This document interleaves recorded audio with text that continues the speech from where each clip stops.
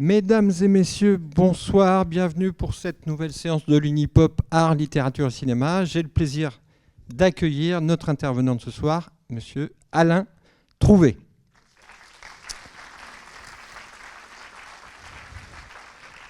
Alors, il a pris 3 trains pour nous rejoindre de sa Bretagne, 3 trains successifs et différents. Tout s'est bien passé, il est arrivé à l'heure, il est là avec nous. Donc il est enseignant, il était enseignant jusqu'à l'an dernier, enseignant en classe prépa à Rennes au lycée Chateaubriand. Il a créé l'année dernière un site internet qui s'appelle auplaisirdestextes.com, tout attaché, vous verrez l'adresse tout à l'heure à l'image. Et donc c'est un site internet dans lequel il publie ses cours, ses conférences, ses articles, en tout cas une partie importante, donc c'est un site en construction, et il est également, évidemment, vous l'aurez sans doute compris, passionné de jardin. Voilà. Donc, comme je disais tout à l'heure, il était enseignant en littérature. Ouais. Littérature en classe prépa. Donc, merci beaucoup d'avoir accepté notre invitation, et on va parler des jardins d'ici et des jardins d'Orient, d'Extrême-Orient. Bonne soirée et merci encore. Oui, je vais vous parler de jardins, mais les jardins dont je vais vous parler sont des jardins littéraires. 2 textes en particulier que je vais essayer d'articuler, ce qui paraît un peu étonnant, un texte qui appartient à la littérature, on va dire, plutôt de l'ère occidentale, un récit de la Genèse, et un autre jardin qui se trouve dans un roman qui est justement celui qui a servi de support au film que vous verrez ensuite, le roman de Katsumi Yumoto, qui s'appelle Jardin d'été. Voilà, alors vous verrez pourquoi peut-être j'ai essayé d'articuler ces deux approches. Je commence par mon premier récit, il est presque intégralement résumé par cette enluminure du XVe siècle, qui retrace sur une même image les diverses étapes de ce récit. Ce récit, c'est le second, j'ai marqué chapitres 2 et 3 de la Genèse. Ce n'est pas celui qui raconte la création en 6 jours avec 1 jour de repos. Et c'est le second récit, mais en fait, dans l'ordre des temps, il est antérieur au précédent récit. C'est le plus ancien. Enfin, dernière précision avant de commencer, les citations que je vais faire de la Genèse sont empruntées à une traduction de la Bible hébraïque. Donc, pour remonter à la source du texte, cette traduction, c'est celle qu'a coordonnée, dirigée Frédéric Boyer chez Bayard. Voilà. Donc c'est important parce qu'il y a des enjeux qui sont liés effectivement à la proximité avec le texte hébraïque. Voilà, je commence donc en rappelant une chose qui ne veut peut-être pas de soi, mais l'Éden n'est pas un jardin. Mais il y a un jardin en Éden. Alors qu'est-ce que l'Éden alors ? Eh bien c'était une contrée orientale mythique, à l'ère de l'Iran à peu près actuel, donc à peu près en ce qu'on appelait la haute ou la basse Mésopotamie, mais une contrée mythique. Et c'est pour y placer l'Adam, qu'il venait de former, donc, que Yahvé Dieu a planté un jardin en Éden, vers l'Orient. Adam, donc, est un terme générique qui désigne un être créé, au départ, mâle et femelle indistinctement. Ça vient de l'hébreu Adama, qui signifie la terre, par le biais d'un jeu de mots destiné à rappeler que l'homme a été originellement tiré du sol. Quant au jardin, c'est un domaine fertile où un fleuve provenant d'Éden, justement, se divise en 4 bras. Yahvé Dieu y fait pousser du sol toutes les sortes d'arbres afin de procurer une nourriture délicieuse à l'Adam. Et en contrepartie, il lui donne pour mission de cultiver et de garder le jardin. Et cependant, il met 2 arbres à part, tous 2 situés au centre du jardin d'Éden. L'arbre de vie, dont les fruits assurent l'immortalité. De celui-ci, l'Adam peut librement manger, comme il peut manger de tous les autres arbres du jardin. En revanche, Yahvé Dieu ordonne expressément à l'Adam de ne pas manger de l'arbre de l'expérience du bon et du mauvais. Je suis la traduction dont je vous ai parlé. C'est l'arbre que vous connaissez sous le nom de l'arbre de la connaissance du bien et du mal. Mais le problème de ces termes, c'est qu'il se laisse d'un contenu moral dont nous allons voir qu'il est absent, en fait, du texte hébraïque. Toujours selon le second récit de la création, Yahvé Dieu dit qu'il n'est pas bon que l'Adam soit seul.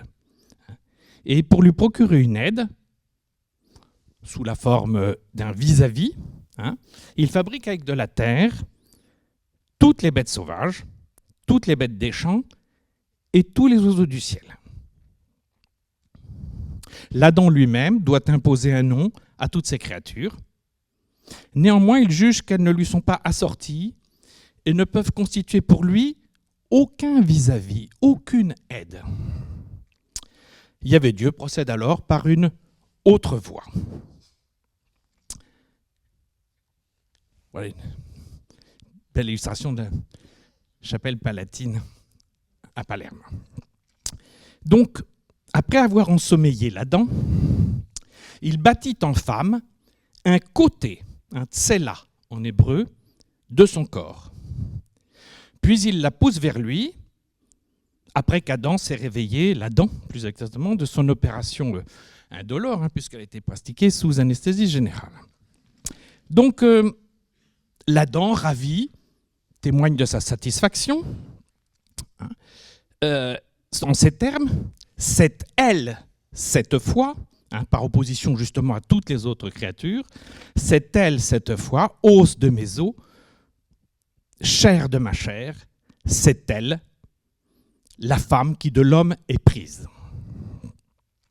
Or, dans les 2 versets précédents, le narrateur ne dit pas que la femme est prise de l'homme, mais qu'elle est prélevée à partir d'un côté de l'Adam.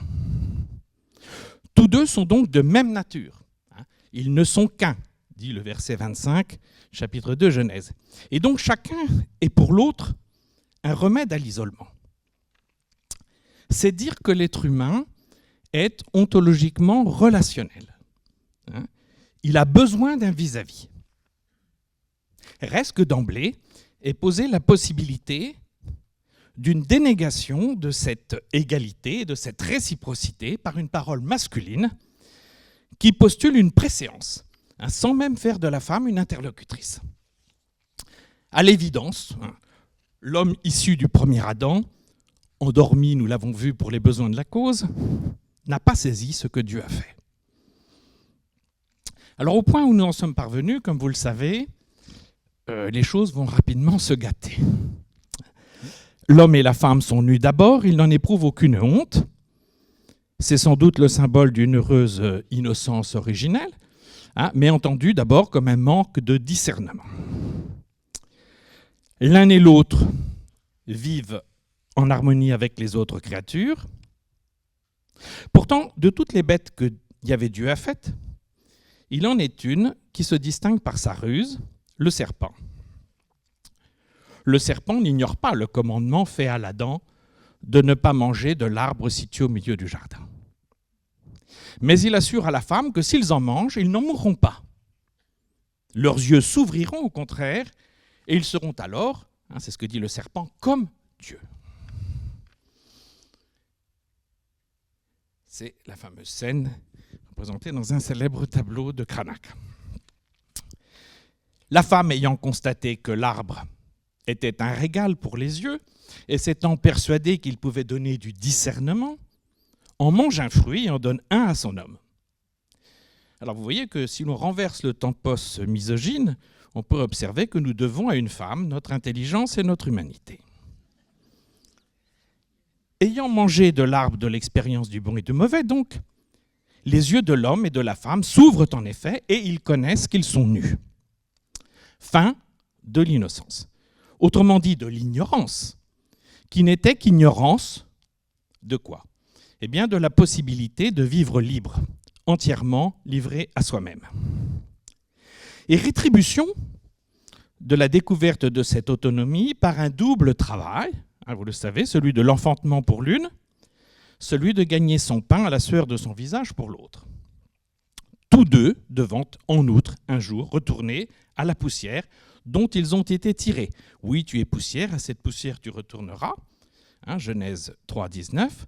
Mais, contrairement à ce qu'on dit, ça pourrait être une promesse et non pas une sanction, puisque ils étaient poussière au départ. Donc ils leur retournent à leur état originel. Quoi qu'il en soit, voici l'Adam et sa femme, expulsés donc du jardin de l'Éden. Quant à l'arbre de vie, il est rendu à jamais inaccessible par des chérubins armés d'épées flamboyantes et postés à l'est du jardin d'Éden, désormais. Donc vous voyez, le second récit de la création, le premier dans le temps, je le disais, est le récit d'une émancipatrice désobéissance originelle. Et il faut en dégager quelques enseignements.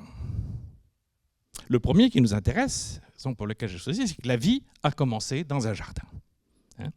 La mort aussi. Voilà un amalgame, vous voyez, jardin, vie, mort, dont on ne pourra plus séparer les composants. Mais comment le jardin, la vie et la mort sont-ils corrélés dans le récit hébraïque? C'est là que les choses se compliquent. C'est après avoir mangé de l'arbre de l'expérience du bon et du mauvais, donc que l'Adam dénomme la femme Ève. C'est au verset 20, chapitre 3. Ève, c'est la transcription grecque de l'hébreu Hava, que l'étymologie populaire rattache à un verbe voulant dire vivre. Ève, la vivante, est en effet appelée à devenir la mère de tous les vivants. L'Adam lui-même ne sera dénommé par un nom propre, Adam, cette fois, mais qu'à partir du chapitre 4 de la Genèse. Ce n'est donc, vous le voyez, qu'après avoir été chassés du jardin de l'Éden, qu'Adam et Ève entrent dans un ordre proprement humain. L'humanité du premier Adam dans le jardin d'Éden n'était qu'une potentialité, puisqu'il est à la fois l'Adam, pré-femme et pré-homme, indistinctement. Alors cette potentialité va s'actualiser, bien sûr, dans les deux êtres qui sont tirés de lui, qui s'appelleront ultérieurement Adam et Ève. Mais leur humanité, à ces deux êtres-là, elle n'est pas encore la nôtre. Alors vous me direz, c'est sans doute parce qu'ils, justement, ils ont accès à l'arbre de vie et donc ils sont immortels. Eh bien, l'explication n'est pas aussi simple, justement. Le commandement de ne pas manger de l'arbre de l'expérience du bon et du mauvais, il procède de la manière dont a été formé l'Adam poussière, afar en hébreu. Il a été tiré du sol. Il n'a pas été fabriqué avec le sang d'un dieu, comme dans d'autres mythes de création. Ces mythes que les Juifs du VIe siècle écoutaient d'ailleurs et qu'on leur imposait d'écouter quand ils ont été déportés à Babylone, des mythes babyloniens. Ainsi, l'homme et la femme du jardin d'Éden sont des humains. Pourquoi ? Bien parce que leur être ne participe pas de l'être de Dieu, lequel, si l'on s'en fie donc au plus ancien récit de la Genèse, n'est pas présent dans ce qu'il a façonné. Et en ce sens, le paradis terrestre ne correspond pas à ce que nous entendons par le mot paradis depuis Augustin d'Hippone, Saint Augustin. Qu'est-ce que le paradis pour Augustin ? C'est un lieu où l'homme participera pleinement de la nature divine, donc, et n'aura plus besoin de rien, n'aura plus de désir, sera incapable de choisir le mal, puisqu'il vivra à ce moment-là, à jamais, avec Dieu, pour lui et en lui. La prescription divine, donc, touchant à l'arbre de la connaissance, prouve que l'homme et la femme ont été installés dans le jardin d'Éden au prix d'une limite ontologique. Ils ne vivent pas en Dieu à ce moment-là. Ils ne participent pas de son être. Même immortels, c'est pour cela qu'on peut voir en eux des créatures humaines, parce qu'elles ne sont pas comme Dieu. C'est pour ça que la promesse du serpent, d'ailleurs, était si perverse. Vous serez comme Dieu. Mais justement, ils ne le sont pas. Dès lors, envisagé sous cet angle, le commandement « ne mange pas de l'arbre de l'expérience du bon et du mauvais, le jour où tu en mangeras, tu te condamneras à mort », eh bien, ce commandement ne doit pas se lire, comme on le fait souvent, comme une prohibition, une interdiction. En fait, c'est une mise en garde. Si tu manges de cet arbre, alors voilà ce qui t'en coûtera. À toi d'assumer tes responsabilités, en somme, car la limite que tu voudrais franchir, si tu manges le fruit de cet arbre, c'est ta limite, c'est celle qui définit ton être. De sorte qu'Adam et Ève ne seront pas des humains comme nous lorsqu'ils seront devenus des mortels. C'est souvent ainsi qu'on interprète le texte, à tort. Ils le seront dès le moment, ils seront des humains comme nous, dès le moment où ils auront décidé d'exercer et d'assumer leur liberté en faisant l'expérience de leurs limites. De sorte que ceux condamnés à mort, en mangeant de l'arbre de l'expérience du bon et du mauvais, ça ne veut pas dire, en premier lieu, que la désobéissance mettra un terme au privilège de l'immortalité. Cela signifie plutôt que si l'on mange de ce fruit, alors on sera condamné à la liberté. Parce que l'on aura renoncé à vivre parmi un jardin de délices, dans une heureuse intimité avec Dieu et en parfaite harmonie avec la nature. Et voyez, ce renoncement, il est d'ores et déjà une mort. C'est ainsi que l'entendait Dieu. Mais une mort qui inaugure une autre manière d'être et de vivre. Être chassé du jardin d'Éden revient en effet à être jeté dans un monde proprement humain dans lequel il est dorénavant possible de désobéir. Je ne dis pas que c'est souhaitable, je dis que c'est permis. Il est possible de transgresser des limites qui nous ont été assignées pour faire des expériences, justement, afin de mieux comprendre et d'éprouver ce que nous sommes, quel qu'en soit le prix. Dans le jardin d'Éden, rien ne manquait au couple originel. Tout lui était offert. Tout, sauf un certain arbre. Manger de cet arbre était donc une condition nécessaire pour devenir un être proprement humain. C'est-à-dire un être qui désire ce qu'il estime ne pas avoir ou ne pas savoir, parce que le propre de l'homme est de ne pouvoir se contenter du propre. Par conséquent, vous voyez, il n'y a pas de chute au sens moral, je dis bien, dans ce second récit de la Genèse. Il n'y a pas de chute au sens moral. Le judaïsme ignore l'idée de faute héréditaire et universelle. L'idée du péché originel et de la transmission fatidique de sa souillure, elle est en grande part une invention de saint Augustin. Une invention calamiteuse. Les chapitres 2 et 3 de la Genèse nous dépeignent simplement, dans le texte hébraïque, tels que nous sommes, des êtres désobéissants, c'est-à-dire libres de faire des choix, bons ou mauvais. Et vous voyez que ce n'est pas là ni un fait psychologique, ni un fait moral, mais un fait ontologique, c'est-à-dire qui concerne notre être même, à partir duquel s'instituent de nouveaux rapports entre la créature et son créateur.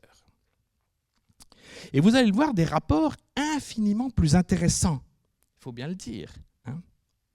Parce qu'il apparaît que la désobéissance primordiale, elle devient une condition du dialogue de l'homme avec Dieu. Et pour ainsi dire, de leur partenariat. Jusqu'au moment où l'homme et la femme mangent du fruit de l'arbre de la connaissance, en effet, qu'est-ce qu'on a entendu? On a entendu Dieu parler à l'Adam. Et l'on a entendu l'Adam parler, notamment se félicitant de cette femme qui lui a été donnée. Cependant, il y a une chose qu'on n'a pas entendue. On n'a pas encore entendu Dieu parler avec l'Adam. Et le dialogue entre eux n'est entamé que par une célèbre question posée par Dieu à l'Adam inquiet qui s'est caché avec la femme au milieu des arbres du jardin. On voit ce Dieu qui questionne sur cette autre mosaïque de la chapelle palatine. Et la question que pose Dieu, vous la connaissez, elle est suivante, c'est « Où es-tu » Alors Dieu sait pertinemment où est l'Adam, bien sûr. Mais sa question lui signifie quelque chose. Elle lui signifie qu'il n'habite déjà plus le jardin, puisqu'il s'y abrite. Vous voyez, habiter, c'est vivre en harmonie parmi tout ce qui nous entoure. Lorsqu'on s'abrite, on se protège de quelque chose. On ne vit plus parmi, précisément. Donc s'il lui pose la question « Où es-tu ?», c'est que l'Adam s'est caché. Et l'Adam répond. En effet, à cette question de Dieu « Où es-tu ?», je suis nu et je me suis caché. Verset 10 du chapitre 3. Écoutons bien ça quand on lit la version hébraïque de près, traduite littéralement. Je suis nu et je me suis caché. Ça n'a pas du tout le même sens que je me suis caché parce que je suis nu. Si l'Adam et la femme se cachent, ce n'est pas pour la raison qu'ils auraient honte de leur nudité, mais parce qu'ils sont conscients d'en avoir acquis le savoir et qu'ils s'inquiètent, à raison d'ailleurs, de la réaction de Dieu lorsqu'il s'apercevra qu'ils ont acquis ce savoir. Appréhension justifiée par la seconde question de Dieu à l'Adam, en effet. Qui t'a appris que tu es nu ? Vous voyez, c'est ça le vrai problème. Qui t'a appris ça ? Alors, vous voyez, c'est dire que la désobéissance primordiale, elle marque avant tout le moment d'une séparation. Et cette séparation, elle marque elle-même deux choses. D'une part, le moment de la constitution d'une altérité comme condition du dialogue. L'Adam cesse d'être un intime de Dieu aussitôt qu'il cherche à s'en cacher. Alors, comme il n'est plus l'intime, ils vont pouvoir dialoguer. Et ça marque d'autre part, cette séparation, le moment d'une chute, si vous voulez. Mais d'une chute qu'il ne faut pas entendre au sens moral, mais qu'il faut comprendre comme une chute dans le temps. Dans le jardin d'Éden, le temps n'existait pas. Ce que figure le second récit biblique de la Genèse, c'est donc une entrée dans le temps. Et à partir de là, les origines d'une histoire proprement humaine. Alors je vais préciser ce point parce qu'il est capital. Le temps ne peut advenir que lorsqu'un avant se sépare d'un après. Et la désobéissance originelle, elle institue cette séparation, justement. Parce que jusqu'à présent, tout était comme toujours de la même façon. Et donc, ce qu'on appelle la faute, à tort, mais la désobéissance, je préfère l'appeler ainsi, elle institue cette séparation de l'avant et de l'après. Et c'est ce qui fait entrer l'homme dans le temps, pour vivre d'une vie proprement humaine. Une vie dès lors qui n'est plus comme celle d'avant, qui n'est plus une vie extatique, continue, comme lorsqu'Adam et Ève étaient dans le jardin, mais une suite de vies séparées. Et voyez, nous ne sommes mortels que pour autant, bien sûr, que nous sommes temporels. Être chassés du jardin d'Éden, cela revient donc à dire que nous sommes devenus dépendants d'un temps, indépendants de nous.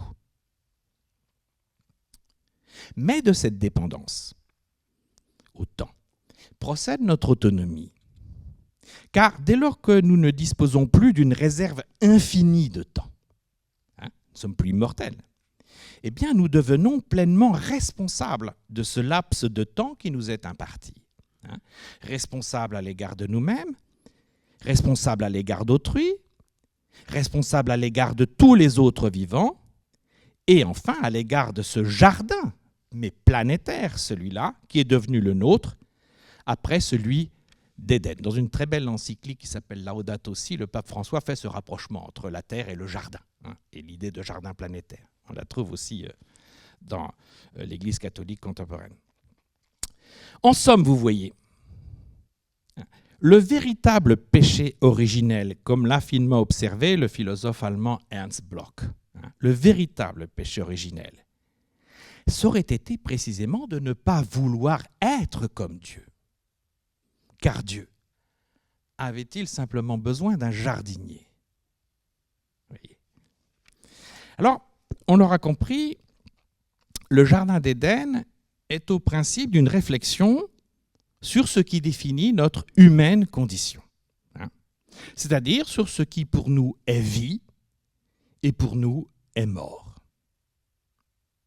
Alors il va de soi que reporter les imaginaires que le judéo-christianisme a contribué à forger en Occident, reporter ces imaginaires sur l'Extrême-Orient, c'est faire preuve de ce qu'on appelle un occidentalocentrisme, pour le moins effectivement déplacé. Alors, je vais aborder maintenant, justement, le livre de Katsumi Yumoto, dont est tiré le film de Shinji Somai, que vous verrez après cette intervention. Et en abordant et en articulant avec la lecture que je viens de faire de la jeunesse, ce roman japonais pour adolescents, j'entends simplement montrer, vous voyez, comment les enjeux que nous venons de déceler dans le second récit de la Genèse se trouvent configurés, reconfigurés dans ce roman japonais, en partant d'un seul présupposé très simple, c'est que le jardin a toujours quelque chose à faire avec ces enjeux que nous venons de laisser, c'est-à-dire cette articulation entre le jardin, la condition humaine, la vie, la mort.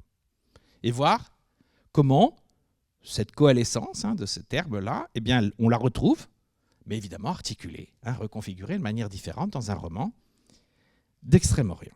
Second récit donc. Alors, nous sommes au Japon, comme l'indique le mont Fuji derrière, et nous allons parler des cosmos aussi, semés dans ce jardin que vous avez au devant de cette photographie. J'ai un petit peu plus articulé, là, ici, pour distinguer les étapes donc, de ce second récit. Donc, vous avez les 3 titres de chapitres que je vais décliner tour à tour. Alors, ce roman de Katsumi Yumoto, il conte l'histoire de 3 jeunes garçons. Donc vous entendrez les noms, mais prononcés à la japonaise, c'est un peu différent. Donc moi, je les articule à l'occidental un peu. Kiyama, le futur narrateur de leur aventure, premier garçon. Kawabe et Yamashita. Yamashita qui vient de perdre sa grand-mère. Alors cet événement suscite l'ardente curiosité de ces 2 camarades, et tous 3 se mettent alors en tête de percer le secret de la mort en espionnant un vieil homme dont ils se persuadent que les jours sont comptés. C'est assez cruel, c'est sûr. Après avoir rôdé autour de sa maison délabrée, où ce vieil homme mène une vie très retirée, les 3 garçons finissent par se lier d'amitié avec lui et par apprendre les raisons pour lesquelles il s'est ainsi coupé du monde dans cette petite cité d'une banlieue de Tokyo. Je crois que le film, lui, nous transporte plutôt à Kobe, mais peu importe. Alors, publié au Japon, donc en 1992, ce roman, il est classé dans la littérature jeunesse, a été traduit en français sous le titre « Les Amis », d'où le sous-titre aussi du film de Shinji Somai, « The Friends » en anglais. Alors, ce titre, « Les Amis », il ne manque pas de pertinence, parce qu'il n'est évidemment pas illégitime de considérer que nos 4 personnages, les 3 jeunes garçons et le vieil homme, sont les protagonistes principaux du récit. Mais la question que je pose, c'est en sont-ils le centre ?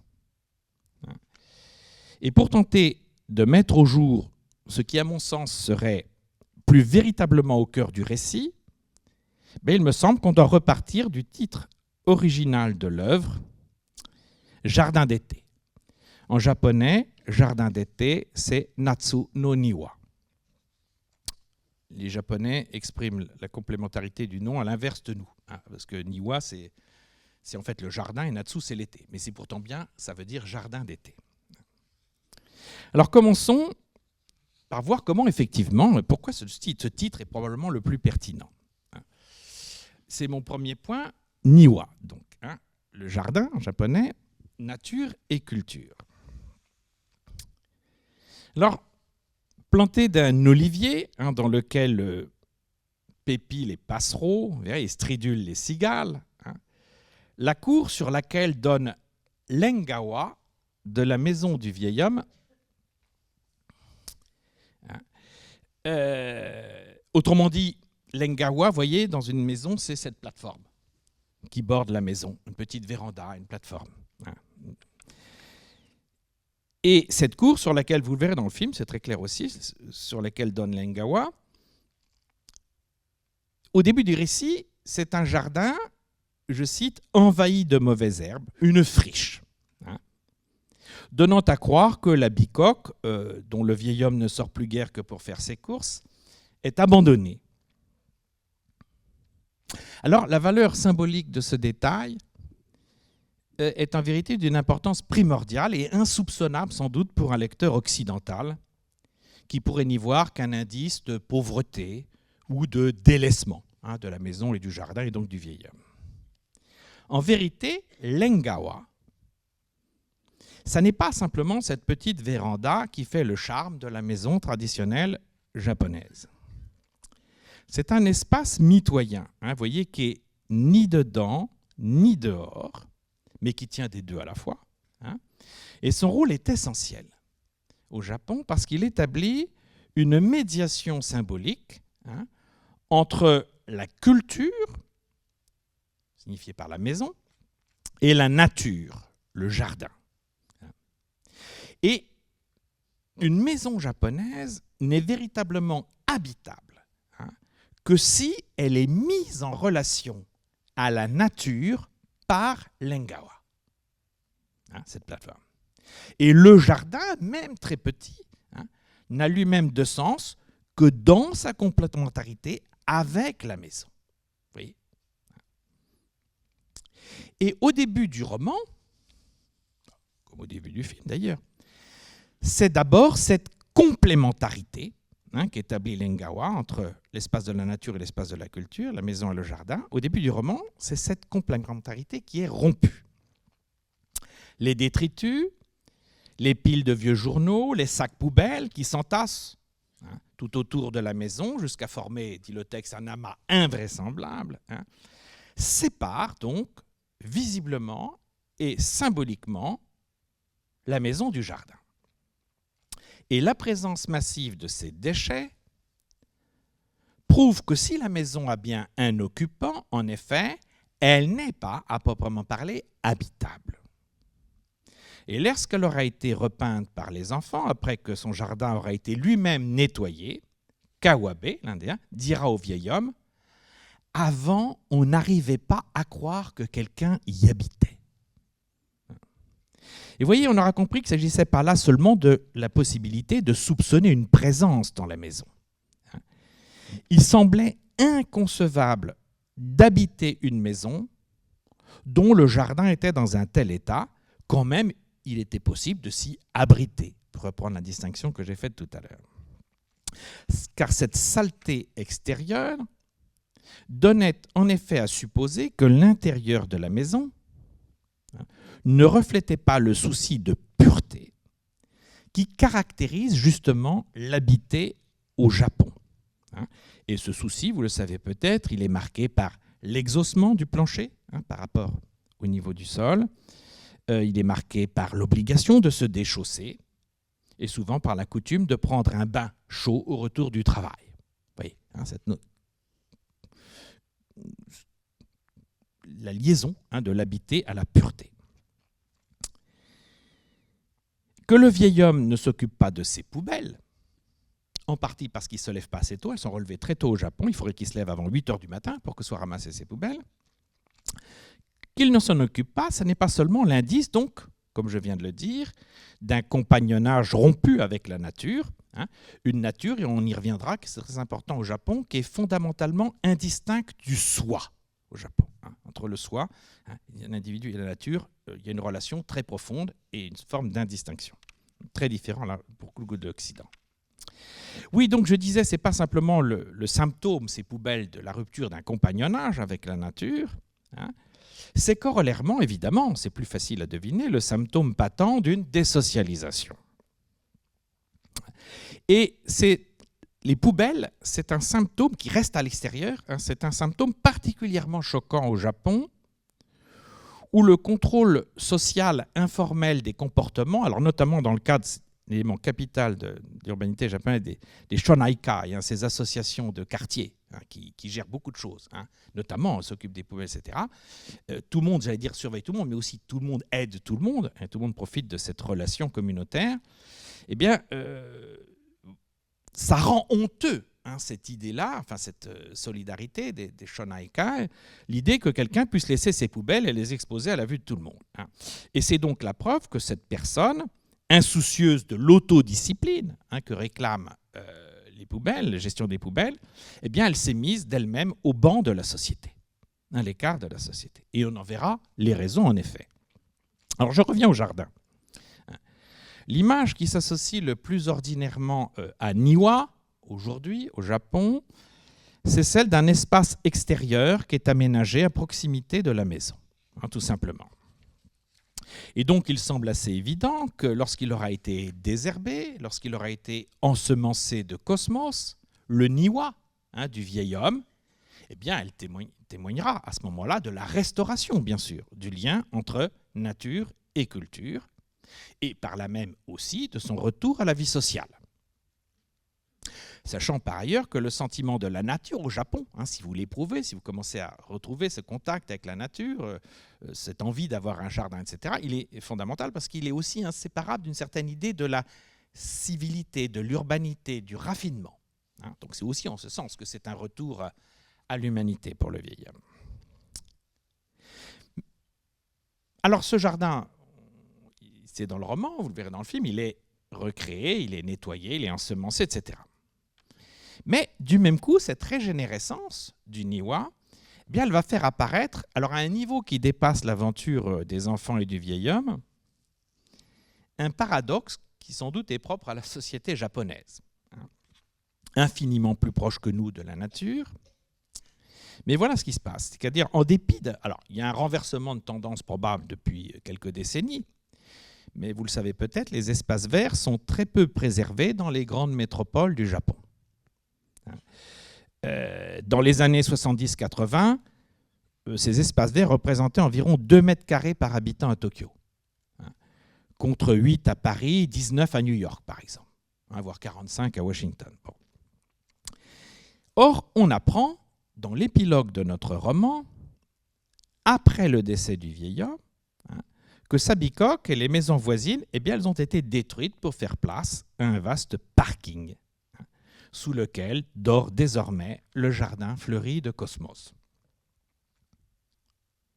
Et l'on sait d'autre part dans le roman, et les deux faits sont à l'évidence symboliquement liés, que le magasin de graines Ikeda, où les enfants ont acheté les semences de Cosmos pour le jardin du vieil homme, ce magasin est installé dans une maison en bois, coincée entre 2 immeubles modernes, et qu'elle doit elle aussi prochainement disparaître. Ça veut dire quoi? Ça veut dire que la restauration du lien entre nature et culture, signifiée par le désherbage et l'ensemencement du jardin, bien, ça n'aura été que très éphémère. Et ce trait conduit à voir donc dans le Niwa du vieil homme un espace qui est un espace à la fois transitoire, il dure peu, et je dirais transitionnel. C'est-à-dire, on va le voir, qu'il facilite diverses formes de passage. Alors, il ne dure pas longtemps, mais il va permettre un certain nombre de passages. Ce qui fait que je dis qu'il est à la fois transitoire et transitionnel. D'ailleurs, le titre du roman nous le donne à entendre. Il n'est pas question d'un jardin en été, mais bien d'un jardin d'été. C'est un complément de détermination qui définit, justement définir, vous savez, ça veut dire aussi poser des limites, qui définit sa courte durée de vie, et je dirais même mieux encore le moment qu'il représente, le moment de l'été, ce jardin. Il n'a que cette durée-là. De sorte qu'entre Natsu, l'été, et Niwa s'établit une étroite relation et qui, elle aussi, on va le voir, n'est guère intelligible en dehors du milieu défini par la culture et la société japonaise. Donc c'est le deuxième point. Je rappelle le titre, Natsu, donc césure estivale et tournant dans la vie. Alors nul n'ignore, je pense, qu'au Japon, le sentiment de la nature est intimement lié aux météores. Alors les météores en géophysique, ce sont tous les éléments de ce qu'on appelle le temps. La neige, la grêle, la pluie, le tonnerre, le vent, les nuages, ce sont des météores. Pourquoi les Japonais sont-ils aussi sensibles à la nature et aux saisons ? Bien, ce trait s'explique par des données qui sont à la fois géographid'étiques et culturelles. L'étirement du nord au sud, vous le voyez sur cette carte, avec un certain nombre d'influences d'ailleurs, de vent, d'éléments justement de météo. L'étirement du nord au sud des îles qui forment l'arc nippon sur environ 3000 km, soit à peu près de la latitude de Québec jusqu'à celle de Cuba, induit des contrastes climatiques extrêmes. Et cette variété, cette variabilité des climats, elle est redoublée d'ouest en est du fait que le Japon, de l'envers, comme on l'appelle, n'est séparé, vous voyez, à gauche, que de quelques centaines de kilomètres par la mer du Japon, de la masse continentale. C'est les frontières de la Russie et de la Corée, qui se trouvent donc, vous voyez, de l'autre côté de la mer du Japon. Quelques centaines de kilomètres seulement. Tandis que le Japon de l'endroit, comme on l'appelle, donne sur la façade pacifique. Et la conjonction de ces facteurs engendre, dans la majeure partie du pays, une différenciation exceptionnelle des saisons. Et à partir de ces données géophysiques, s'est élaborée chez le peuple japonais une sensibilité très affinée aux variations saisonnières. Et elle s'exprime notamment dans un riche lexique de quelques 5000 mots qu'on appelle des mots au Japon, des mots de saison, kigo. La pluie, par exemple, est appelée différemment selon qu'elle tombe en telle saison de l'année, en tel moment de la journée, en telle quantité ou selon tel régime. Et vous voyez, il ne s'agit donc pas seulement de désigner ou de nommer une réalité objective, quand j'emploie un mot de saison, mais c'est restituer dans le même temps la manière dont cette chose est perçue, l'atmosphère dont elle est inséparable. Et de façon générale d'ailleurs, les manières de décrire et de penser les choses au Japon sont fortement tributaires du lieu, des circonstances concrètes. Ainsi, les événements, et on va voir quelle importance ça a pour nous, les événements ne sont pas considérés comme le produit de volonté individuelle. L'historiographie japonaise est très surprenante de ce point de vue-là. Il résulte d'une nécessité qui tient en quelque sorte à la force inévitable de la situation dans laquelle on est, du lieu où l'on se trouve. Et c'est aussi la raison pour laquelle la langue japonaise est dite lococentrique, c'est-à-dire, vous voyez, centrée sur le lieu. Pourquoi ? Parce qu'en japonais, l'identité du sujet, en particulier, elle s'exprime de diverses manières en fonction de la situation d'énonciation, c'est-à-dire en fonction du lieu où l'on est, de l'âge, de la catégorie sociale, de la personne à laquelle on parle. On ne se désignera pas soi-même de la même façon. Et donc, il y a de multiples façons en japonais de rendre ce que nous subsumons, nous, sous le pronom « je ». Tout ça, vous voyez, noue un rapport important avec le lieu. Et donc, on ne s'étonnera pas, et c'est de là que je voulais en revenir, que le lieu, le jardin en particulier, et la maison, mais aussi la saison, l'été, jouent un rôle décisif dans le roman de Katsumi Yumoto en contribuant à configurer et à reconfigurer les identités, justement. Alors, comment se manifestent les saisons à Tokyo ? Par des phénomènes que notre roman mentionne à diverses reprises, alors en faisant des météores, c'est-à-dire un repère essentiel pour scander les péripéties de l'histoire. Le récit débute ainsi par une allusion aux pluies de mousson qui ont lieu au début de juin, et l'aventure avec le vieil homme et les 3 enfants se déroule ensuite du début à la fin de l'été.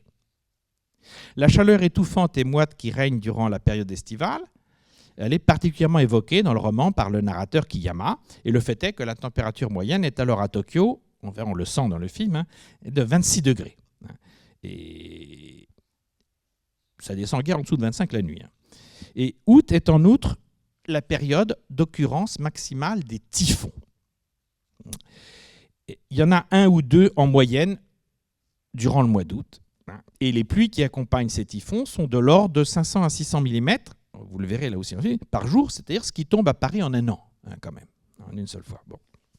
Et justement, nous allons le voir, c'est pour ça que j'en parle, il se produit un typhon, dans notre récit, comme dans le film d'ailleurs. La 2e semaine d'août.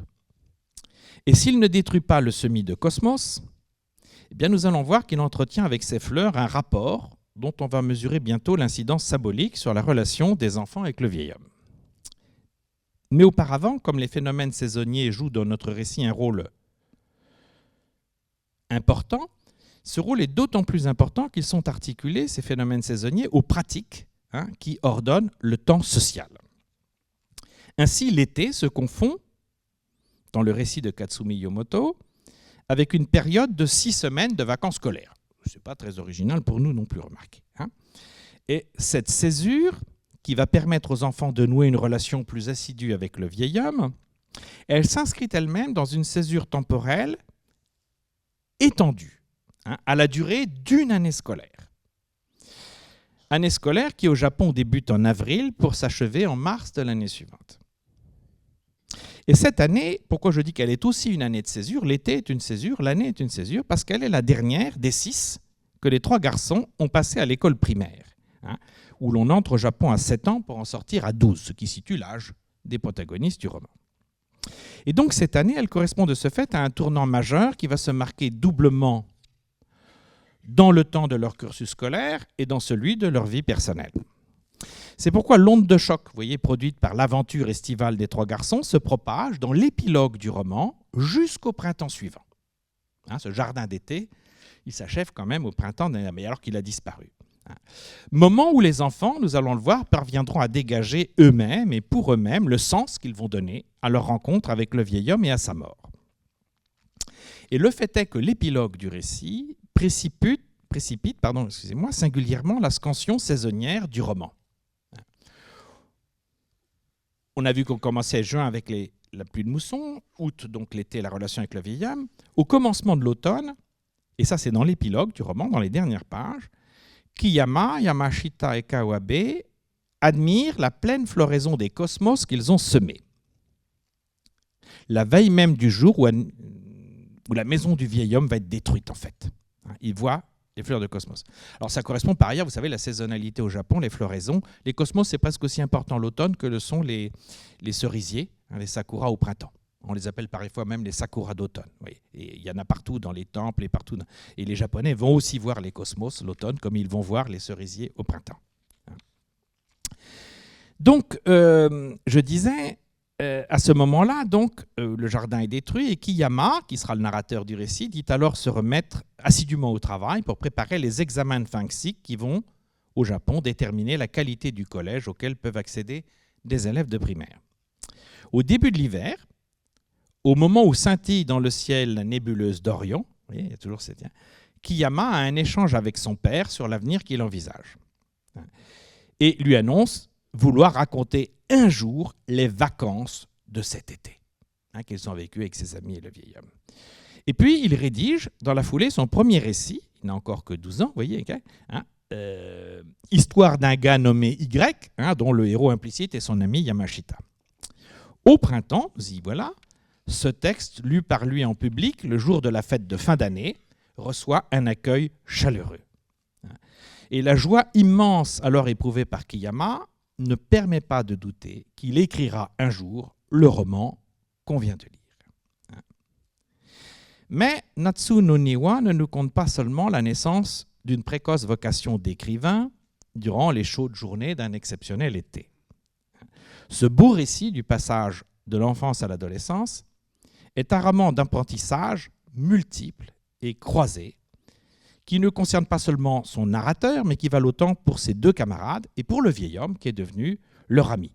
Comme dans les 3 mousquetaires, les amis sont 4. Alors, comme il ne sépare pas nature et culture, c'est ça aussi l'idée, c'est ça qui se joue dans le jardin, il me faut auparavant expliciter, avant d'expliciter ces apprentissages dont je viens de parler, évoquer un dernier aspect de la scansion saisonnière du très habile roman de Katsumi Yomoto. Rétablir le lien dont on a expliqué l'importance entre la maison et le jardin ne pourra se faire donc qu'en remplaçant les mauvaises herbes qui trahissaient son abandon par des fleurs cultivées. Et à cette époque de l'année, il n'y en a pas beaucoup qu'on puisse semer, ainsi que l'explique aux 3 enfants la vieille dame donc, qui tient le magasin de graines Ikeda. Ils vont procurer là. Il n'y a pas beaucoup qu'on puisse semer, hormis des cosmos, justement. Et voyez, comme de règle au Japon, on l'a dit, c'est la situation qui commande l'événement. Je ne peux pas faire autre chose que semer des cosmos. La situation ne me laisse pas tellement le choix. Et la situation, elle fait bien les choses en l'occurrence. Les Japonais, en effet, sont très attachés à l'idée que chaque variété de fleurs exprime symboliquement une émotion, une idée. Il n'y a donc pas lieu de s'étonner que Yamashita, de retour dans la maison du vieil homme après avoir acheté avec ses camarades les semences de cosmos, pose cette question. À propos, dans le langage des fleurs, anakotoba en japonais, que signifient les cosmos? Alors Kiyama trouve la réponse écrite au dos d'un sachet de graines. C'est la fleur, on dirait. Je suis une vierge immaculée. Alors Kawabe, il a 12 ans, n'entend pas bien ce que ça veut dire. Alors Kiyama met les points sur les i. Cela signifie sans tache, qui n'a commis aucune faute, si tu vois ce que je veux dire. Kawabe ne saisit toujours pas. Mais le lecteur, lui, comprend alors l'autre raison pour laquelle le semis de cosmos va contribuer à la réintégration du vieil homme dans l'ordre humain. Et j'explicite à présent le lien que je suggérais tout à l'heure. Le typhon, donc, qui éclate la deuxième semaine d'août, il va ramener les 3 compères, sans qu'ils se soient concertés d'ailleurs, dans la maison de leur vieil ami. Et chacun de son côté s'est inquiété en effet des dégâts que le terrible météore pourrait causer sur les fleurs en pleine pousse. Et la tourmente qui se déchaîne à l'extérieur trouve alors son contrepoint et son prolongement dans ce qui se passe à l'intérieur de la maison du vieil homme. Son contrepoint, parce que cette tourmente va porter à son climax, le point le plus élevé, si vous voulez, l'heureuse intimité qui unit le vieil homme et les enfants. Jamais elle n'atteindra à ce degré de proximité, d'intimité à ce moment-là. Quand il fait mauvais dedans, on se sent de plus en plus dans un refuge à l'intérieur, quand il fait mauvais dehors. Je disais contrepoint et prolongement, parce que cette violente tourmente, elle est une évidente métaphore du cruel tourment que le vieil homme a refoulé au fond de lui en s'excluant de lui-même du corps social. Et la conjonction d'une atmosphère de confiance au dedans et de violence au dehors, les images d'une guerre lointaine diffusées à ce moment-là à la télévision, et le pressentiment enfin que les circonstances n'ont jamais été aussi propices à des aveux intimes, incitent les enfants à questionner leur ami. Eux qui voulaient savoir à tout prix ce qu'était la mort en l'espionnant, veulent désormais tout aussi ardemment apprendre de lui ce que c'est que la guerre. Et vous remarquerez que cette question, c'est comme ça qu'ils formulent les choses, ils veulent savoir ce que c'est que la guerre. Vous remarquerez qu'il ne s'agit pas tant pour les 3 enfants de solliciter le récit de souvenirs, que de se faire expliquer le sens profond d'un événement tout aussi énigmatique pour eux que la mort. Et l'étroite corrélation entre ces 2 mystères, elle est aussitôt confirmée par l'exemplaire et terrible anecdote contée par le vieil homme. Perdu et pourchassé par les ennemis dans la jungle philippine, mu par un impitoyable instinct de survie, et là vous noterez encore qu'on retrouve dans les modalités de ce récit l'idée expliquée tout à l'heure que ce qui advient n'est jamais pour un Japonais le fait d'une volonté individuelle, mais la résultante d'une nécessité qui est inhérente à la situation. Poussé par la force des choses, donc, le jeune soldat, qui était alors le vieil homme, a poursuivi et tué une femme dont il a découvert peu après qu'elle était enceinte. Et posant la main sur son ventre, il a même senti, avec effroi, la vie continuer de bouger en elle. Alors un lecteur occidental, marqué par sa culture chrétienne, pourrait être tenté d'expliquer par un irrémissible sentiment de culpabilité le fait que le vieil homme ait choisi de ne pas retourner ensuite auprès des siens et de vivre en marge de la société après la guerre.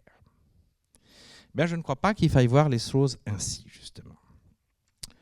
Parce qu'au terme de son récit, terrible, de ce meurtre, etc., et de cette main posée sur le ventre, le vieil homme confirme ce que je viens de dire des façons de raconter au Japon.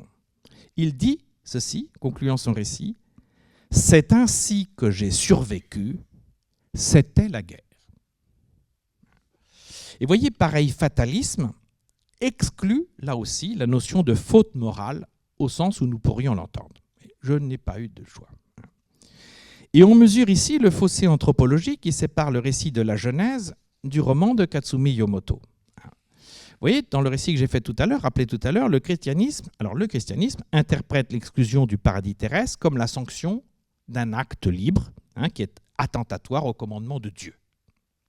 Dans le récit de Katsumi Yomoto, il convient plutôt d'interpréter l'exclusion, d'une certaine façon, vous voyez, là aussi, il est chassé de quelque chose, l'exclusion délibérée du corps social comme l'effet, non pas d'un acte libre, mais comme l'effet d'un acte fatal qui a séparé le vieil homme de la nature.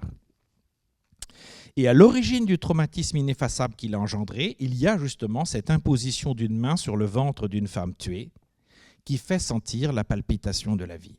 Paradoxe insoutenable, littéralement contre nature. Alors, il faut expliquer autrement la persistance de ce trauma chez le vieil homme. Et on ne peut le faire au Japon, puisque ce n'est pas l'idée de faute morale, de culpabilité qui compte, mais on ne peut expliquer cette persistance du trauma sans évoquer les yokai, ces célèbres fantômes des légendes et des contes japonais. Et parmi cette famille d'êtres surnaturels se distinguent les yurei, qui sont les fantômes des défunts qui ont subi un destin tragique.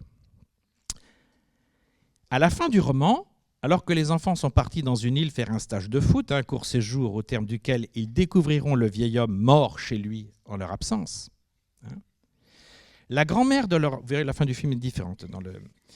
La grand-mère de leur entraîneur leur conte l'histoire d'une femme divorcée qui était devenue la maîtresse d'un ancien propriétaire de la maison où il réside. Alors ce dernier l'avait enfermée à double tour dans un grenier pour aller chercher, à la demande de sa femme, un tonneau de miso de l'autre côté de la montagne. Le miso, c'est un plat traditionnel japonais qui se présente sous la forme d'une pâte fermentée. Sur le chemin du retour, l'homme chute avec sa charrette et son chargement du haut d'une falaise. Et la clé du grenier ayant été remise à son épouse, celle-ci a, volontairement ou non, laissé la maîtresse de son mari mourir de faim, après qu'elle a durant des jours gratté désespérément de l'autre côté de l'épaisse porte de bois. Depuis, au dire de la grand-mère, son yurei entrait la maison dans laquelle il serait devenu impossible de fabriquer du miso. Et vous voyez, le parallèle entre le récit du vieil homme et celui-ci, il va de soi. Mais il rend du même coup incertain le partage, le départ qu'il faut faire entre ce qui relève ici du souvenir, chez le vieil homme, ou de la fantasmagorie dans le récit, l'imaginaire, dans le récit de la grand-mère. Et de fait, rien ne nous assure que le vieil homme partage cette croyance suivant laquelle, après une mort violente ou un accident dramatique, et lorsque les rites religieux ne sont pas déroulés normalement, un défunt se transforme en yurei, qui revient hanter les vivants. Mais dans l'univers culturel qui est celui du vieil homme, ces légendes, ces contes ont nécessairement affecté, consciemment ou non, sa façon de voir les choses. Et un lecteur japonais ne saurait en douter. Ni ne pourrait manquer d'ailleurs d'être conforté dans cette idée par la comparaison qui surgit à la fin du chapitre où le vieil homme a relaté son tragique souvenir. On lit cette phrase: « La pluie, celle du typhon, s'est un peu calmée, mais continue à tomber avec de brusques sursauts de fureur, comme un bébé hurlant de colère avant de s'endormir. » Bon, alors, la motivation de cette image est flagrante, j'allais dire, pour lecteur de n'importe quelle nation du monde, c'est sûr. Mais pour les compatriotes de Katsumi Yomoto, cette image du bébé hurlant avant de s'endormir, là, qu'on entend dans le typhon, elle s'explique de surcroît, j'allais dire, par un univers de croyances familier aux Japonais.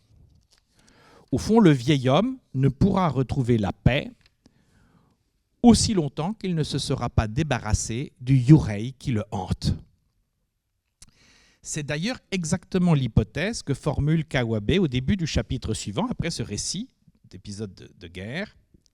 Il dit à ses camarades « Imagine que la jeune femme se soit transformée en spectre et qu'elle revienne le hanter en portant un bébé dans ses bras. »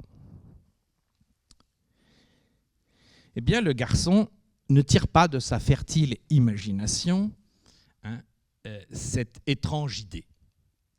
Elle lui est directement inspirée par un type de yurei au Japon, popularisé dans de nombreuses représentations et qui est connu, une variété de yurei, sous le nom d'ubume. Et le dessin que vous avez là est tiré d'une célèbre représentation au milieu de l'époque d'Edo, 1737, la dernière époque, celle où régnaient les shoguns Takegawa et laquelle a mis fin le début de l'ère Meiji, l'entrée du Japon dans la modernité. Donc ce recueil est connu, très connu au Japon, il a inspiré beaucoup les mangas, et l'un des yurei les plus connus, les plus impressionnants, vous voyez, exactement celui-ci, une femme revenante qui porte un bébé dans ses bras. Il est évident que le récit même de ce qui est arrivé au vieil homme avait à voir avec ces légendes. Pardon, excusez-moi. Alors, ajoutons donc que pour être apaisé, un yurei demande qu'on lui rende justice. Voilà sans doute ce qu'aura permis le récit du vieil homme, qui, je risque cette hypothèse, ne pouvait être confié qu'à des oreilles d'enfant, chez qui aura implicitement survécu le bébé mort dans le ventre de sa mère. Et donc, je résume pour finir, dernier point, ce que le jardin d'été aura rendu possible. Les passages dont je parlais tout à l'heure qu'il a permis d'opérer. Pour mémoire, donc, ce troisième, ça s'appelle Fleurs et feux, oublier ces fantômes. Nous ne croyons plus nous-mêmes aux mythes et aux légendes qui ont nourri notre culture. Cela n'empêche pas qu'ils puissent encore nous permettre de figurer des réalités, qu'ils aident puissamment à décrire et à penser. Zola, par exemple, reprendra très littéralement le récit de la Genèse dans La faute de l'abbé Mouret, par exemple. Mais ces mythes et ces légendes, des yokai, des yurei, des fantômes, ils ont été réprimés au cours de la période Meiji, c'est-à-dire au moment où l'ère Meiji, au moment où le Japon veut entrer dans la matière, 1868 jusqu'à 1912. Et ils ont été réprimés par un gouvernement qui était prioritairement soucieux de former les élites dont il avait besoin pour se moderniser, en prenant des modèles occidentaux. Et il a tout fait pour faire disparaître cette culture des yokai. Elle est revenue pourtant en force, après, par le biais de la littérature, des mangas et des animes. Et le motif des fantômes, il est de fait très insistant dans le roman de Katsumi Yomoto. Alors la question, la curiosité, ça sera de voir, parce que là je ne vous le dis pas, mais comment le film de Shinji Soma, il l'a transposé. Je vous laisse deviner, on peut en parler après. Mais ce motif, donc, est très insistant dans un roman qui n'est pas surprenant puisqu'il est écrit pour des adolescents. Mais il va de soi que ce motif fonctionne comme une métaphore des peurs et des désirs qui obsèdent les personnages. Et c'est ça qui va nous permettre de comprendre les changements décisifs que le jardin a permis d'opérer en eux. De chacun des principaux protagonistes du roman, on peut dire, en effet, qu'il est d'abord hanté par ces fantômes.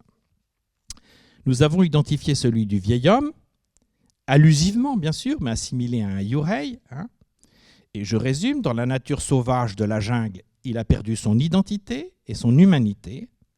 Dans la nature policée d'un jardin débarrassé de ses mauvaises herbes et ensemencé de cosmos, un jardin dorénavant dédié à l'amitié, ce qui par ailleurs, je vous ferai observer, est un motif épicurien en Occident, eh bien, il se réconcilie avec son passé après s'être délivré de la part la plus sombre de ce passé. Et dès lors, la foule des souvenirs heureux qu'il avait, qui étaient occultés par ce souvenir obsédant de ce meurtre qu'il avait été forcé de commettre, elle peut remonter à sa mémoire et il va les partager avec la vieille dame du magasin Ikeda devant les enfants, parce qu'ils découvrent qu'ils sont tous deux originaires du Hokkaido, cette île la plus au nord de l'arc nippon. Et il va donc maintenant pouvoir rappeler d'autres souvenirs, ceux-là, libérer enfin les souvenirs heureux de son enfance. Et voyez le vieil homme donc, il ne meurt pas parce qu'il est malade. Son état, son âge pourrait le faire croire, mais il meurt parce qu'il est guéri. Il est guéri de cette farouche volonté de survivre qui l'avait conduit à tuer. Et plus rien ne l'empêche désormais de laisser sereinement la mort venir à lui. Du reste, contemplant la dépouille du vieil homme, Kiyama observe, il a l'air de sourire un peu comme s'il était très content.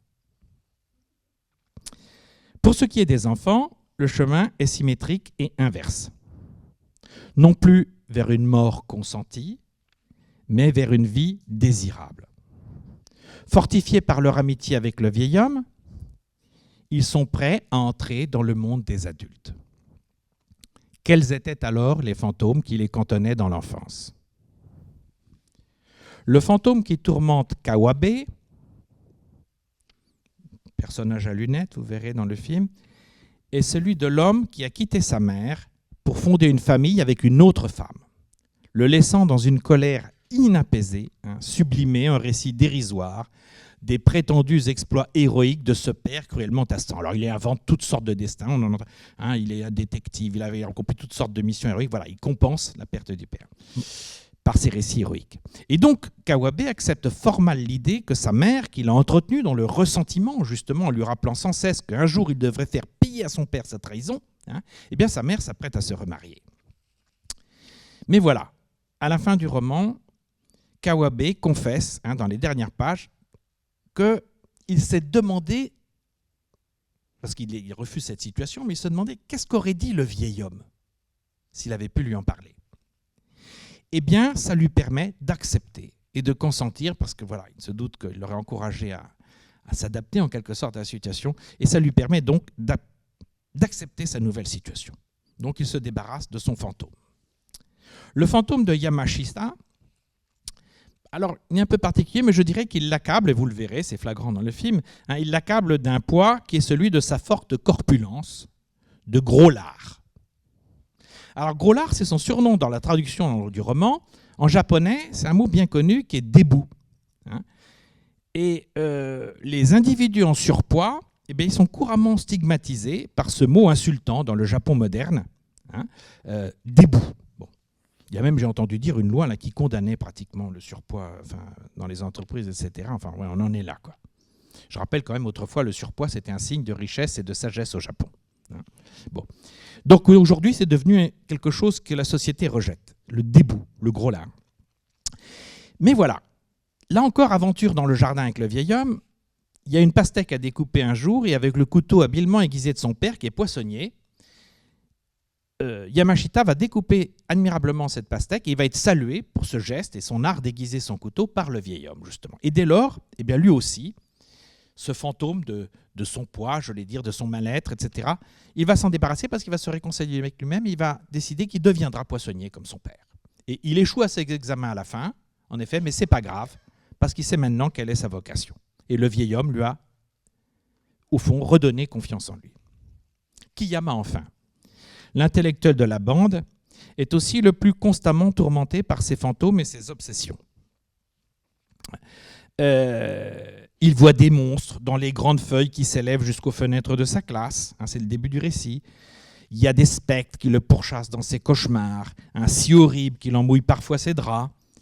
Il compte sa respiration pour s'endormir, persuadé par un de ses oncles que vivre, c'est respirer. Donc il a peur et il compte ses respirations. Et il est aussi tourmenté par l'alcoolisme de sa mère et les tensions que cet alcoolisme suscite entre ses parents. Il a beaucoup de fantômes, Kiyama.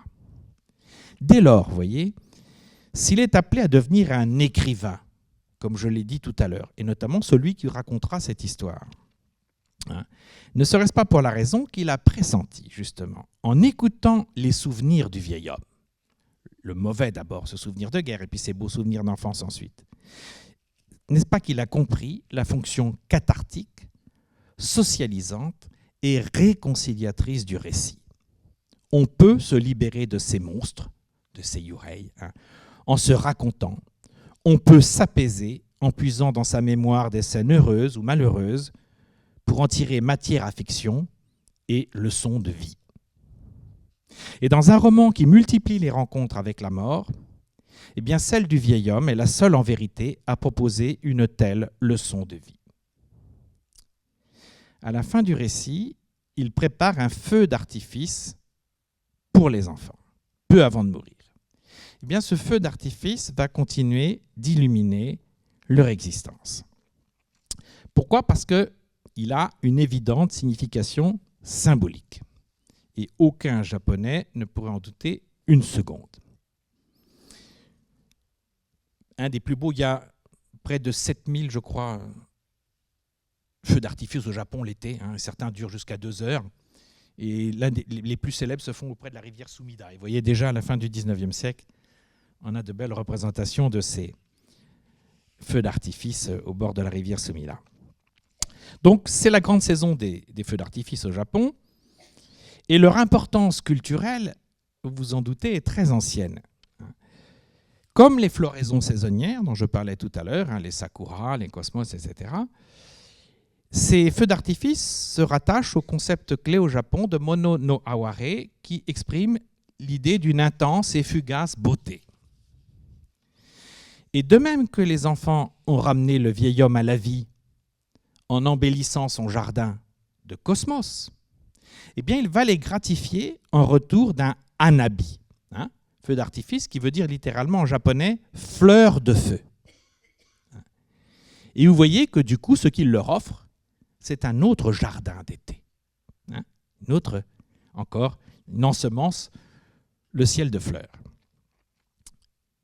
Et le hanabi, de fait, c'est vraiment une fin heureuse, est au Japon une expérience collective, joyeuse, réconfortante, spirituelle à la fois. Et dans le bouddhisme, par exemple, il symbolise le passage vers l'au-delà. Dans le shintoïsme, il permet de chasser les démons. Ces deux valeurs, je crois qu'elles sont conjointes dans le geste final du vieil homme qui a préparé ce feu d'artifice pour les enfants. Et alors on comprend sous ce jour la signification intime que les trois enfants, à la toute fin du récit, vont donner à la mort de leur vieil ami.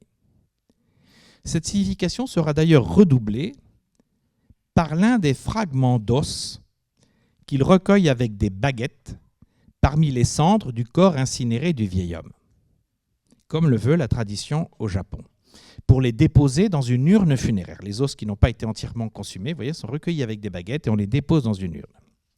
Et l'un des os qu'ils attrapent avec leurs baguettes, il ressemble au cœur d'une fleur d'orchidée. Encore une fleur transmise.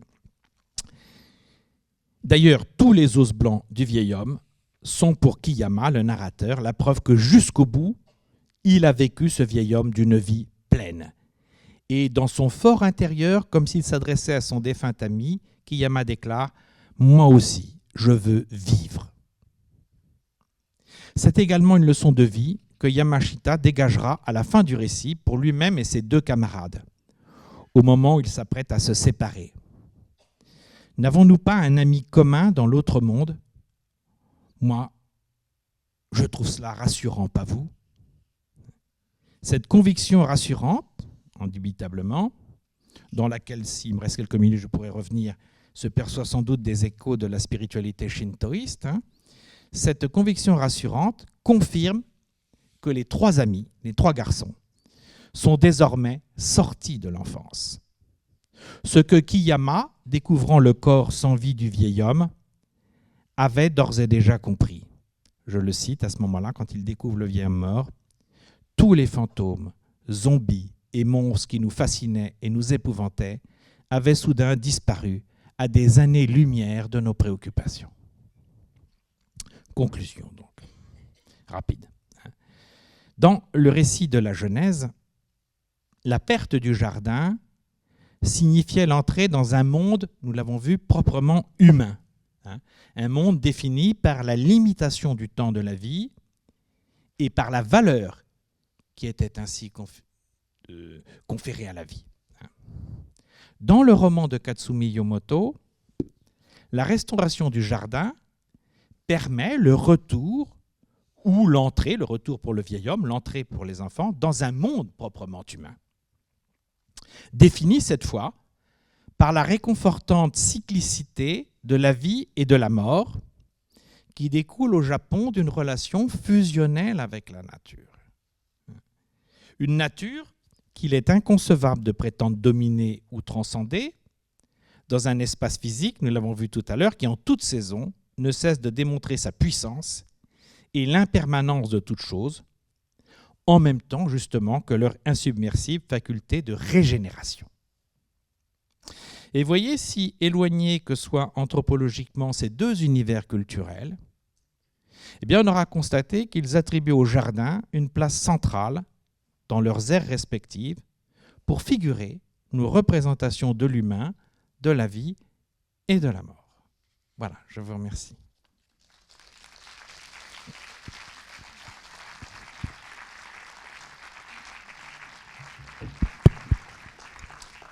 Bien, merci beaucoup. Alors, il nous reste un petit peu de temps. Je ne sais pas si vous avez des remarques, des questions.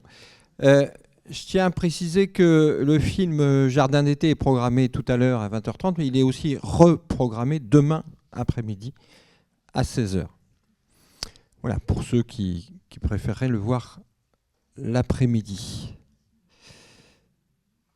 Alors, moi, je voudrais juste poser une question par rapport à ce que vous avez dit en introduction sur le fait que le nombre de mètres carrés de nature par japonais était infiniment plus réduit que par rapport à d'autres capitales occidentales que vous avez citées. Et finalement, ça paraît paradoxal par rapport à l'attachement traditionnel, spirituel, justement à la nature. Oui.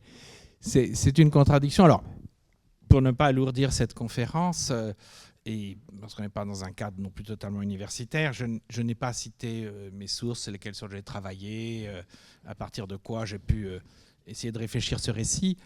Je fais le lien avec la question que pose François-Aimé. L'une de ces sources, enfin, il y en a plusieurs, hein, pas mal même pour tout dire, enfin, deux qui m'ont beaucoup marqué. Un ouvrage qui m'a profondément marqué, d'ailleurs, s'appelle les Japonais face à la nature, hein, je ne sais plus ce titre exact, d'un grand livre d'un grand géographe, grand philosophe, grand nippologue, hein, qui s'appelle Augustin Berg. C'est un intellectuel remarquable. Très, très beau livre. Et il interroge cette contradiction à la fin. Hein. Bon, mais elle fait partie... Alors, c'est compliqué parce que, de fait, c'est lié à l'accélération. Jusqu'avant-guerre, en fait, il y a beaucoup de jardins encore à Tokyo et dans les villes japonaises. Et donc, la précipitation du développement industriel, le resserrement de l'île, la nécessité de préserver des espaces en dehors, fait que, de fait, on a prélevé de plus en plus sur ces espaces. Hein, et que, alors, depuis 2 ou 3 décennies, les Japonais essaient de revenir en arrière, ça sera très compliqué, de toute façon. Et comme dit Augustin Berg, c'est pas parce qu'on plante 1000 arbres le long d'une avenue que ça donne la même chose que si on planquait 1000 arbres pour faire un bosquet. Hein, d'un point de vue écologique, ça n'a rien à voir. Donc oui, ça sera très compliqué pour les Japonais. Mais le paradoxe... Alors, le Japon, c'est plein de paradoxes. Hein, entre les tensions, les exigences de la modernité, attention, on sait ça depuis l'ère Meiji. Donc elle continue, ces tensions. Le rapport à la nature reste extrêmement fort. Maintenant, évidemment, il sacrifie pour des raisons d'espace habitable, de coûts, de mètres carrés, etc. à ces jardins. Ça ne tait rien. Et chose étrange aussi, d'ailleurs, les villes japonaises ne sont pas construites comme nos villes occidentales, sont des plans orthogonaux ou selon des... Elles sont orientées vers des éléments du paysage. On décèle ça encore. Donc la nature n'est pas exactement visible ou très représentée par un nombre de jardins suffisant en quantité. Mais par contre, pour qui sait lire le schéma urbain japonais, dans certains quartiers de Tokyo, on reconnaît que c'était orienté les rues vers le mont Fuji au sud, vers etc. Il y avait des repères comme ça, et c'est encore sensible dans ces villes. Voilà. Mais le sentiment de la nature ne peut pas s'effacer de toute façon chez les Japonais. De fait, objectivement, ils la massacrent, mais en même temps, ils essaient de limiter, et puis ils restent profondément dans leur culture. Il n'y a pas cette idée qu'on a en Occident. Alors ça, d'autres gens comme un grand anthropologue comme Philippe Descola ou d'autres l'ont montré. Il n'y a pas ce sentiment qu'on a, nous, d'une séparation avec la nature. Et donc, d'ailleurs, dans le récit de la Genèse, sortir du Jardin d'Éden, c'est aussi se séparer de la nature, hein, d'une certaine façon. Et ça, on trouve, au contraire, là, il s'agit de refaire le jardin pour rentrer dedans. Et cette séparation de la nature, elle est emblématique dans le récit de la Genèse. C'est-à-dire qu'à un moment, quand même... l'humanité se fonde, et ça, dans le christianisme, cette idée reste très forte. C'est pour ça qu'il est très longtemps, les catholiques ont mis du temps à... Dans la dernière encyclique dont je parlais du pape Laudato Si, ça réapparaît un petit peu, se sentir. Mais fondamentalement, c'est un monde anthropocentré, le monde chrétien occidental. Donc on est séparé de la nature. Au Japon, même si le sentiment que le moi, le soi, il est corrélé à la nature, au kami, au dieu, ça reste indestructible, ça. Ça fait partie profondément de la culture japonaise. Alors, est-ce que vous pouvez juste nous donner les références des 2 textes que vous avez évoqués, si jamais les personnes qui sont ici souhaiteraient les trouver en bibliothèque ou en librairie? Alors, exactement. Alors, d'abord, pour relire plus posément cette conférence, et puis parce que j'ai aussi condensé ici des choses que j'ai un peu plus étayées sur le plan érudit ou d'analyse, etc. Ces conférences seront disponibles dans quelque temps, mais dans pas longtemps, sur le site qui apparaît là. Hein. Vous les retrouverez, vous pouvez les regarder posément. Vous pouvez regarder par exemple le fait qu'il y a une autre articulation, prouve que ça fonctionne, que j'avais faite une première fois, entre le récit de la Genèse et justement le roman auquel je faisais allusion tout à l'heure, La faute de l'abbé Mouret de Zola. Donc vous pourrez voir aussi comment on peut articuler ces choses entre elles. Quant au texte donc, que j'ai utilisé, alors je me suis fondé. Il y a plusieurs traductions du texte hébraïque en français. Bon, moi, j'aime bien celle-ci parce qu'elle est à la fois très littérale et puis elle a fait appel à pas mal de gens intéressants, dirigée par Frédéric Boyer chez Bayard. Je crois qu'on la trouve en 2000 ans. C'est l'édition de la Bible, quoi, chez Bayard, hein, et qui est en fait le texte massorétique, ce que les massorètes ont peu à peu élaboré depuis le IIe siècle avant Jésus-Christ jusqu'au Xe siècle, qui est le texte aujourd'hui officiel, je dirais. Voilà. Et donc, je tenais à avoir un texte qui soit le plus près possible, non pas d'une vérité, hein, parce que c'est compliqué, mais du sens que les Hébreux pouvaient donner dans la formulation à un tel texte. Quoi. Et surtout, de bien faire prendre conscience que l'interprétation chrétienne, j'en suis convaincu, du récit de la Genèse, est une distorsion majeure opérée par saint Augustin. Et là, si on se fonde sur le texte, on peut contester notamment la notion de honte, etc., qui sont des choses indispensables pour établir l'idée du péché originel, absente du texte hébraïque. C'est pourquoi, vous voyez, si vous voulez voir une autre... Alors après, il y a, j'oublie son nom alors qu'il est très connu, l'autre grande traduction très belle du texte hébraïque en français, qui est une référence, c'est celle de... son nom m'échappe à l'instant, mais Chouraki. La Bible d'André Chouraki. Voilà. Si vous voulez revenir à la source un petit peu, vous rapprocher de cette source hébraïque, c'est intéressant. Voilà. Donc ça, c'est une première référence. La deuxième référence, le texte est très aisément accessible. Alors je n'ai pas vraiment spoilé le film, je pense. Pourquoi? Tout simplement parce que d'abord, la mort de vieil homme, c'est une chose assez évidente dès le départ, mais parce que de toute façon, la fin, il transforme pas mal. À mon sens, c'est pas ce que je préfère, mais c'est intéressant aussi, et c'est un choix de cinéaste. Et puis, vous allez voir, la mise en image et la nécessité peut-être de comprendre ces réalités japonaises derrière ces fictions éclaire les choses sous un autre angle, je pense, qui, pendant que vous voyez, peuvent vous permettre peut-être de... Alors, le roman lui-même est traduit en français sous le titre « Les Amis ». Il est publié dans une édition, alors il y aurait beaucoup à dire là-dessus aussi, une collection pour la jeunesse, l'édition de l'École des loisirs, en fait, qui est connue pour ça, qui publie souvent d'excellents textes. Et donc, voilà, les Katsumi Yomoto, Les Amis, l'École des loisirs, très facile de l'avoir, facile à commander. Récit très plaisant, très intelligent, très bien fait, comme tous les grands romans pour enfants, je dirais... C'est un cadeau de Noël, quoi. Oui, voilà.